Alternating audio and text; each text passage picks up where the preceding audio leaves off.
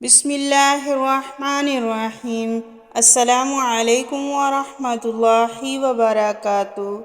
حضرت فروہ رضی اللہ تعالیٰ عنہ بیان کرتی ہیں، نبی صلی اللہ علیہ وآلہ وسلم سے افضل عمل کے بارے میں دریافت کیا گیا تو آپ صلی اللہ علیہ وآلہ وسلم نے فرمایا، اول وقت میں نماز ادا کرنا۔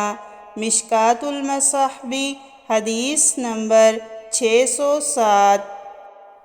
حضرت ابو ایوب رضی اللہ تعالیٰ عنہ بیان کرتے ہیں، رسول اللہ صلی اللہ علیہ وآلہ وسلم نے فرمایا، میری امت ہمیشہ خیر و بھلائی پر رہے گی، یا فرمایا فطرت پر رہے گی جب تک وہ ستارے ظاہر ہونے سے پہلے نماز مغرب پڑھتی رہے گی۔ مشکوٰۃ المصابیح، حدیث نمبر 609۔ حضرت معاذ بن جبل رضی اللہ تعالیٰ عنہ بیان کرتے ہیں، رسول اللہ صلی اللہ علیہ وآلہ وسلم نے فرمایا، اس نماز یعنی عشاء کو دیر سے پڑھو، کیونکہ اس کی وجہ سے تمہیں دیگر امتوں پر فضیلت دی گئی ہے، تم سے پہلے کسی امت نے یہ نماز نہیں پڑھی۔